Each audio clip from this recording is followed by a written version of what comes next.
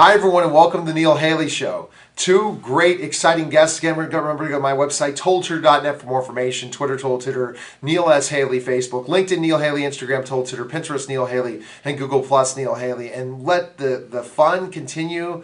I love working with Triumph Books and the great authors, Triumph Books. And what I kind of try to pick teams that I do like, or at one point like, even though I'm a Pittsburgh guy, I went to Western Maryland College, which is McDaniel College, for 1 year. And I spent my day at Camden Yards many a times when it first opened up. So I'm excited to welcome the program, author of 100 Things the Orioles Should Know and Do Before They Die, Dan Conley. Dan, thanks for calling. And Camden Yards is a great place to watch a baseball game, isn't it?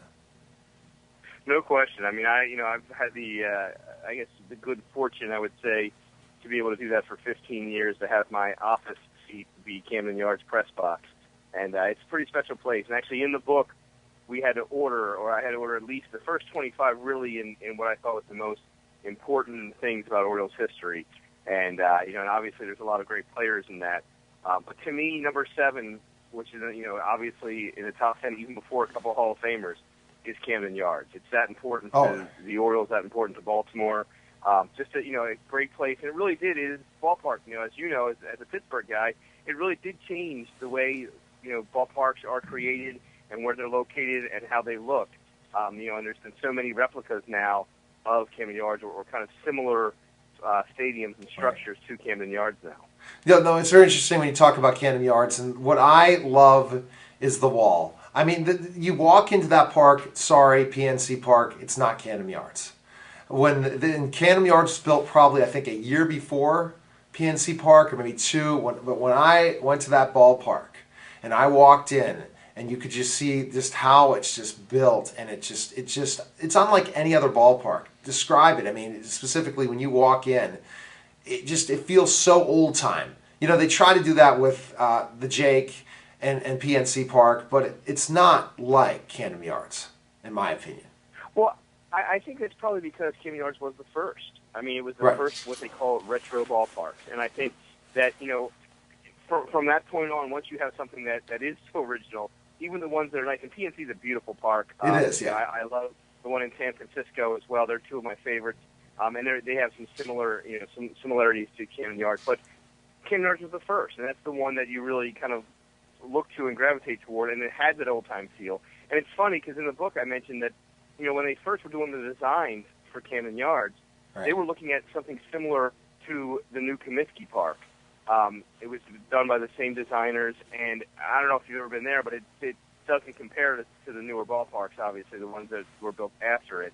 And, several different people, Larry Lucchino, Janet Marie Smith, they looked at this, and they did not like that idea of, another large structure that, is real high up, and it's kind of different, looks like almost like it was, thrown into the city. They wanted something to kind of build around the city. Exactly. And obviously, the B&O warehouse wall that you're referring to is one of the largest, freestanding brick structures on the East Coast.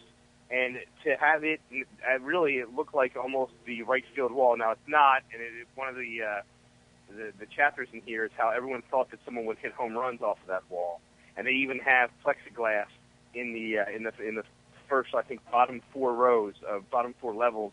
And no one's come close to actually hitting it in the fly in a ball game. The only time it's actually been hit in the fly on a televised situation was when Ken Griffey Jr. did it in the All-Star Game home run derby. So, but it looms over Camden Yards, and it really is a big piece of Baltimore history as well. In fact, the 1954 Orioles, when they, the very first time they were Orioles, they got to Baltimore from a trip from Detroit. They were getting ready to play their first home game at Memorial Stadium, and they arrived at Camden Station. So, I mean, there's so many ties to the history of the Baltimore Orioles just in that building alone. Exactly. And to have that as part of the the structure is fantastic. And to watch a ball game during the day at Camden Yards, it's unlike anything else. I mean, it was funny. Every time I spent my college days, hey, let's go out to the ballpark or let's go on the weekend and enjoy. And this is when the Orioles started winning again. They were down, but I love the tradition of that old ballpark, and when that wall is the coolest thing. And it kind of reminds me of certain ballparks, and you remember, you think of Wrigley Field, you think of the Monster Wall in Boston, and you also think of PNC Park and how they're able to hit the ball into the water, or you think of the old Royal Stadium with the waterfall. That's the kind of thing that makes it so different, and it makes it so fun and unique for that baseball park for sure. Now, if we were going down the list of great Orioles, I think that you got to first go with Ripken for sure, Cal Ripken Jr. And in your years of covering the Orioles and stuff like that, did you ever you've had conversations with Cal, haven't you? Yeah, actually, Cal's last year with the Orioles was 2001, which is my first year covering. So I covered him his whole final season. Wow. Okay. And got to have a bit of a relationship with him through that. And then, and then obviously, I was there for his Hall of Fame thing. And Cal comes back a fair amount. He has a lot of different projects he works with. I talked to him for this book. I talked to him at length for this book as well. There's a chapter. He's probably. It's funny when they asked me to do this, and again, I was supposed to at least get a real tight order of the first few, and I was stuck because you say that you think of Cal Ripken, but a lot of people in Baltimore, when they think of the Orioles, they think of Brooks Robinson, and so Brooks Robinson and Cal Ripken Jr. are 1 and 1A for the most important Orioles. I mean, if you have a Mount Rushmore of two, yes, it's those two guys. And it's an argument upon generational lines on who is the more important. The older generation, the guys in their 50s, 60s, and 70s, they'll tell you that it was Brooks. Guys my age, younger than 50, say 25 to 50, they're going to say maybe Cal. So it was kind of a trade-off for me. So what I did, I chickened out, and my first chapter is actually the Oriole Way, which is based on the kind of foundation of how the Orioles built, the great history and the pitching, the defense, 3-run homer, the fundamentals, that kind of thing. And that became kind of the foundation for so many players beyond, just the beginning. So therefore, that was my number one. Right. I went with Brooks 2, and then I came out and gave Cal 3, and then gave Cal Streak 4.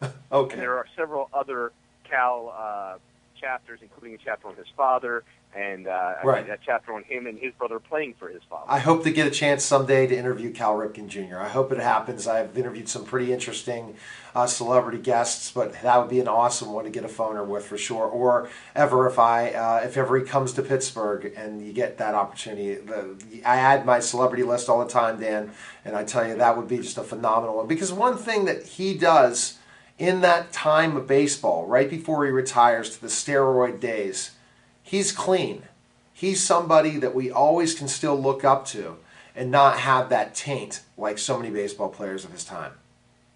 Really, that. And he truly was an ambassador for the game. I mean, obviously, people talk about what you just spoke about, but if you go even before that, the strike in 94, 95 set so many people away from baseball. Right. And the question was, when would they return? Would they ever return?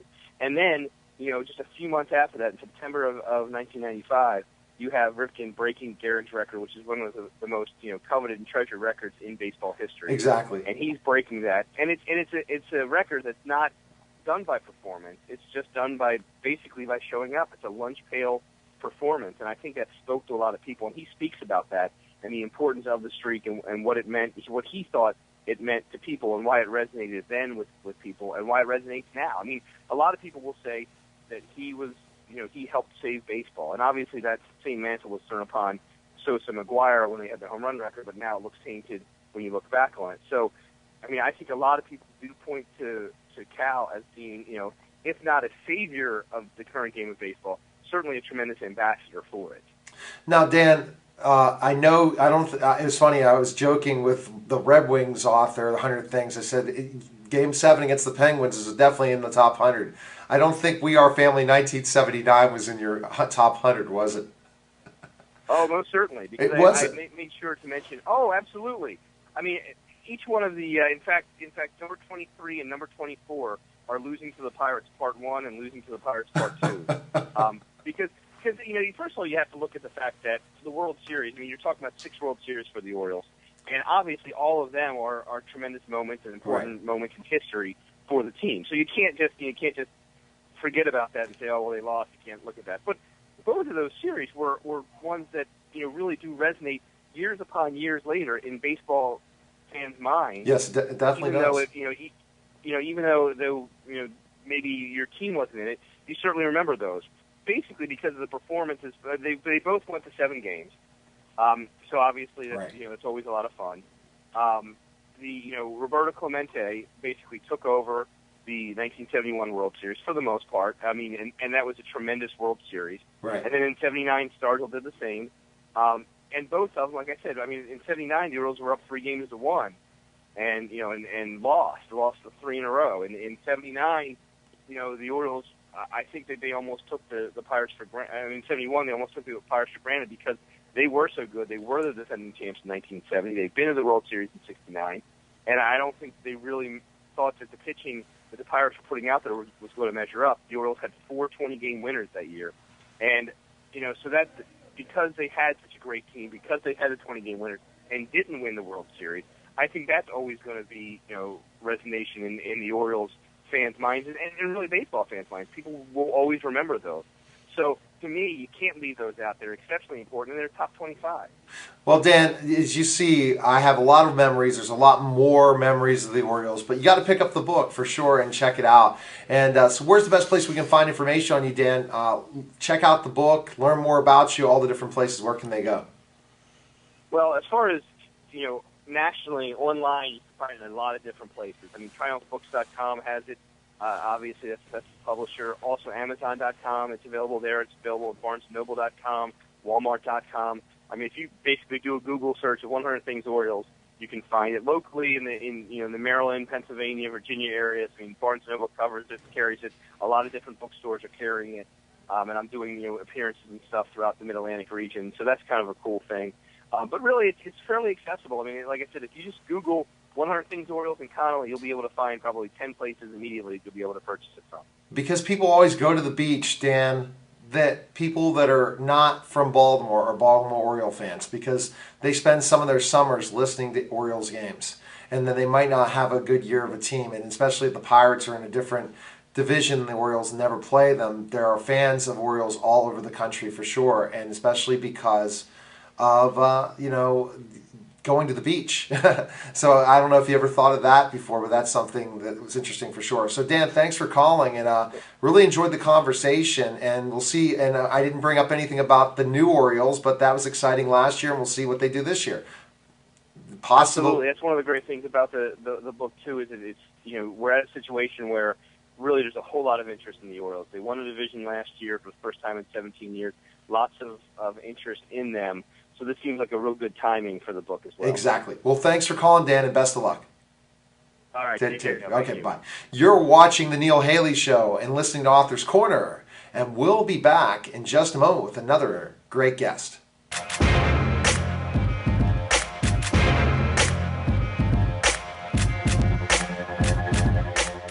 Hi, my name's Jim Corns, and this is John Bauer, and we're paramedics with Tri-Community South EMS.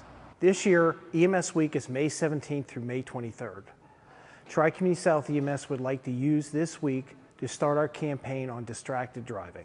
Distracted driving has been called an epidemic. Unfortunately, many of us drive distracted. So what is distracted driving? It is driving while engaged in any activity that could divert a person's attention away from the prime task of driving.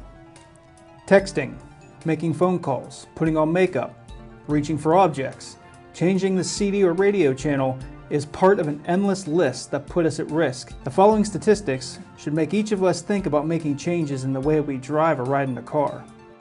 In 2012, over 3,000 people were killed and 421,000 were injured as a result of distracted driving. In 2011, it was estimated that a typical daylight moment, at least 660,000 cars were being driven by drivers using handheld cell phones. 40% of teenagers have been in a car with a person using a cell phone while driving in a way that put others in danger. Driving while using a cell phone reduces the amount of brain activity devoted to driving by 37%. Change the way you drive. Speak up for your safety. Drive without texting or talking on your cell phone. Make calls or texts prior to driving. Pull over to a safe location to text or check emails. Stop texting or talking on cell phones to others that are driving. It all starts with you. In honor of EMS Week, Tri-Community South would like to thank and recognize our staff for the work they do in keeping our community safe.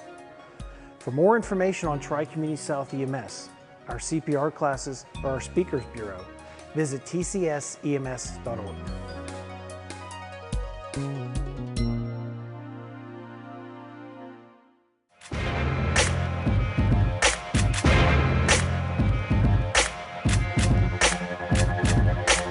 We're back to the Neil Haley Show, and it's interesting doing this mass TV tapings for about 6 weeks because I just love doing it and dual broadcasting it on radio syndication across the world and television syndication across the world. We have to bring the local feel back, and it's so exciting to welcome the program Selena Schmidt. She is the community coordinator for Pittsburgh from PBS Kids Marketing and Communications. Selena, thanks for calling, and how are you? Terrific. You know, Have me on. Oh, I'm excited to have you on. And I remember years ago we were doing a lot of things with working with PBS Kids and different things like that with different projects. What are some new things going on, Selena, that you can tell us about? Well, simply having a person from PBS on the ground here in a local market is a brand new thing. Now, we count on all of our stations to do the heavy to build on the screen and take it out into our communities, making sure that we can support all children and make sure that all children have a good chance of learning all the way around. And so for us to have an actual presence in a community, in addition to all the things that we make nationally, is a real change of pace. So it's interesting. Now you're bringing more national feel and how amazing PBS Kids to the Pittsburgh area and doing it lots of different PBS groups. So WQED now having that opportunity. How's that change things? Having someone right in this area for sure from PBS Kids. Well, one of the things that it does is it does bring Pittsburgh to a more prominent national focus as well. And that's an important thing I don't want to miss out on telling the story of. Pittsburgh is one of the most innovative learning communities that we have in the country. The number of organizations and commitment, and really commitment by every sector that we have here for our children is remarkable, and the innovation happening here is top-notch. And that's one of the reasons why PBS came here, not only to support, but also to be part of that learning process, to see what is happening, how is it most effective, how can we not only be additive, but how can we also learn? That's tremendous, and you're right. What we were able to do in the Pittsburgh area, education-wise, with kids is phenomenal, and there's tremendous resources all over with our cultural district type stuff and different museums and all these different things. So tell us specifically some things, especially bringing that national view of PBS Kids to Pittsburgh, and also highlighting Pittsburgh. What's going on with you right now? Right. So from one of my primary objective is to look at areas of real authentic need within the community to see how we're meeting that, where we may be missing it, how we can do more. In particular, I found 3 places that I'm working in conjunction with other organizations here as well as the station and looking at 3 primary areas of need that we've identified. First and foremost is in that connection for where the kids are during the day. You know, more than 60% of the kids here in Allegheny County spend their day with someone other than a parent before they're in school. Are we really meeting the needs for those care providers that we have? Have we found a way to access them and be able to bring them tools that they can use in their homes to help support their work with our children? That's a key area of focus that we really, on the national level now, looking to turn and wheel and spend, while we do a lot with parents and with formal education spaces, what do we do about that child care space in between and putting a lot of focus there? So we'll be doing a partnership here with a few organizations to do a deep dive and create some brand new tools for PBS Kids nationally to distribute across the system here in Pittsburgh. Very good. It's a big project. So you're really looking at child care, how kids are being serviced in specific ways from schools to daycares, different places where you guys can provide that need and that help in that process for teachers and also preschool teachers and things like that. Am I correct in that? Right. Yeah. And not just in the screen environment. We know that we have a lot of success with the characters that we bring to life and the way that we relate and do education on screen. But there's a whole process about taking that screen engagement and taking it back into the home, into the community, into the parks. We really see what we do as watch, play, explore, and share. And that's the philosophy that we want to bring. How can we help people by engaging kids in the characters and the ideas that we bring to life, and then help them translate that into their lives, these successful strategies. So we're looking at that with the care provider role in particular. So you're looking at parents as well in this process. But, Absolutely. I mean, and they're the number one educator, Selena. So it's got to be an important part of this process for them to be involved, especially with look at PBS and how our kids grew up with PBS from Sesame Street to other shows that are on PBS. It's just we keep that channel on. So you need to engage with them to help parents and caregivers have the ability to take what they're watching on TV, their children, their young children, and connect it to other opportunities, especially in places of need. So that's what's on. That's when they watch TV, they watch PBS. They're not watching other things that are not really educating them, for sure. And we think, part of it is making sure that we model, but also that we give good strategies. And they're short and they're convenient. We know lives are really busy and you have a lot of things happening at any given time. But if we can help you, so take, for example, Daniel Tiger's Neighborhood, which is the new extension of what Mr. Rogers had done in the past. Today we watched Mr. Rogers, they're watching Daniel Tiger. Daniel has a ton of emotional and social emotional development strategies, including songs. So we know all grown-ups and all kids sometimes struggle with emotions. Yes. And little ones, before they have language, it can be even harder.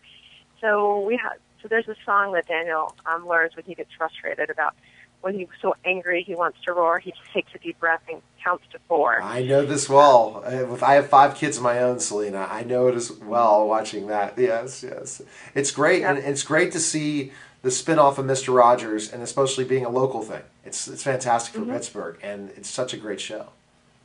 Well, and today is the Emmys. I mean, I want to take a minute to shout out to the Fred Rogers Company, because not only have they gone beyond the work of just the Fred Rogers show, they've taken those philosophies, that care, that skill, that love that Mr. Rogers had for children and for families, and brought it to now 3 shows that are on TBS, all of which are up for Emmys this year. They're actually out in LA right now. We expect they'll bring a whole bunch for Daniel Tiger's Neighborhood, for a great a math program called Peg Plus Cat, which has got a spunky, dynamic, strong female character.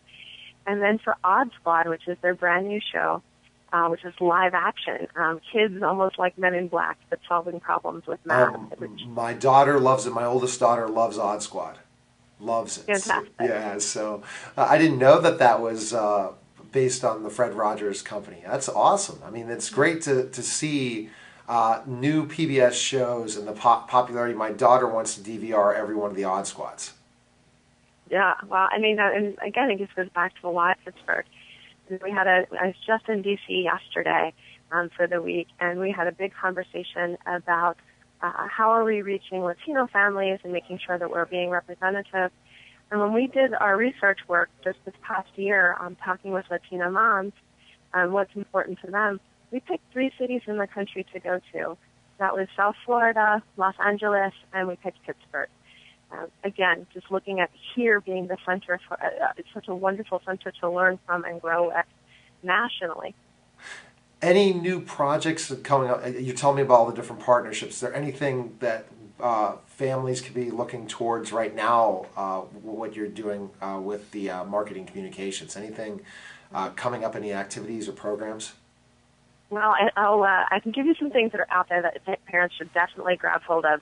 We have just updated our Play and Learn app for phones, which is free, and it gives strategies to help engage your children in learning activities during waiting times, like at a restaurant, in the grocery store, on the bus, in the park. It's wonderful. I love it. It's awesome. There's a companion called Parent Supervision that can actually tell you what your children are learning and playing while they're on PBS Kids, so you get a sense of what skills they're tackling. You can also turn the screen off from your phone if they've had too much time on, which is pretty fantastic. Of course, our shows, Daniel Tiger has a brand new app that's come out too in the past few weeks. But I can give you a little heads up One of the things I was doing in DC was talking to the producers of all of the books that, whether it be digital or on screen. And I can tell you we're really excited to announce that there'll be 2 new shows coming this year for us, one of which focuses on nature and getting outside and playing in the outdoors, and the other is about exploration in space, which I'm kind of a space nerd, so I'm really geeked about that. Well, my daughter is into science big time, and she attends Pine Richland in the Pine Richland School District, and she just, oh my gosh, science, really into science. She's so knowledgeable, and you get these science kits going and stuff like that. She hears about space. I'm sure she'll be DVRing that next. Isn't it amazing what kids do? And I'm happy when I'm hearing the shows she's DVRing, because anytime it's on PBS, I don't have to worry about it. And that's what families have to know. Keep their television, especially for children's programming, always on PBS for sure. Absolutely. And if you're in a space where you're not sure or you don't have a cable provider, there is the PBS Kids Video app, which is free and you can watch on there. And we also have launched it. We just in the last few months launched a YouTube channel as well. So there are a number of ways to access PBS Kids. Well, I'm glad because we know that we've got all kinds of families out there. I'm glad you're talking because you're doing this as a local interview for television, but for my syndication's going out all over the world, so people can go ahead and really check out PBS all over. So, where's the best places we can find information on you, Selena, about PBS Kids and what's going on in Pittsburgh? Is it to go to WQED? What's the best place for our local audience and everybody to go? Yeah. WQED has a fantastic community engagement program. I'm proud that this is my hometown, and I'm proud this is our hometown station. They just do a wonderful job engaging with the community. They do training for educators literally across the state, how to incorporate our education materials into the classroom as well. So definitely the QED website. If you're not in the local listening area, pbskids.org and pbsparents.org.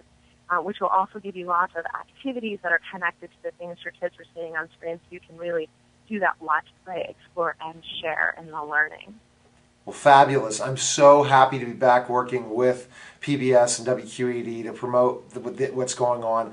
Once I had to contact you guys back, Maria, and said, Maria, by the way, I'm going more the local talk show route for television. Can I have guests? She said, sure. And I was so excited because, again, the shows you're talking about, Selena, are the shows that my daughter watches. And if I can promote them in any way and help in any way, that's fantastic for sure. And I know social media-wise, QED has lots of places to go, social media, Facebook, Twitter, all those different places. And same with PBS Kids. So I'll be following them on my Twitter and make connections. And best of luck, Selena, with what you're doing. You're doing tremendous things. And when there's something new, let me know, and you come back on the show to promote it, especially the new shows when they come out, okay? Fantastic. Thank you. And I'm glad to talk to you as a PBS kid, but also that you're passing that tradition down. So thank you very much. You're welcome, Selena. Thanks for calling, and best of luck.